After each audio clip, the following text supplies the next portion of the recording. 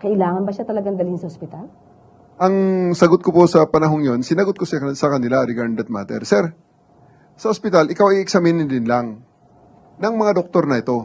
Ang mag-iiba lang is yung location. Pero ang gagawin sa iyo is exactly the same. Dahil andito naman lahat ng mga gamit.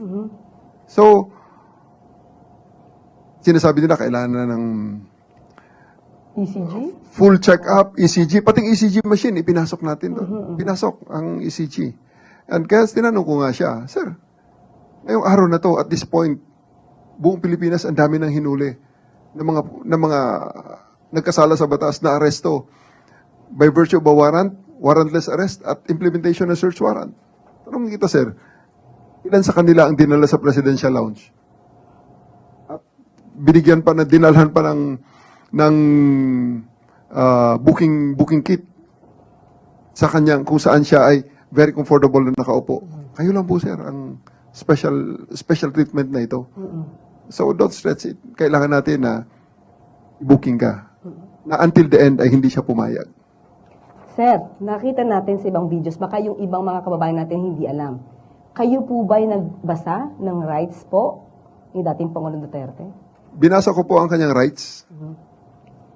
Nasa likod ko pa para mag-witness ng pagbasa ng rights niya, yung ating Prosecutor General.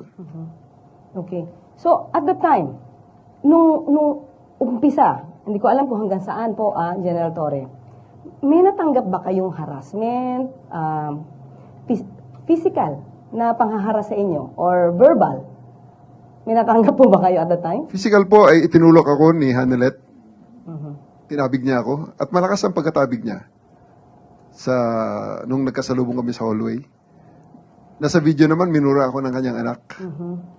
At mismong si Presidente Duterte ay niremind niya ako, magre-retire ako. At aasuntuhin ako ng kanyang mga anak at ang kanyang mga kamag-anak after my retirement, even before my retirement. Tinrete niya ako. But everything is okay lang yan. Makapalang ating balat at yan ay kayang-kaya nating palampasin yan.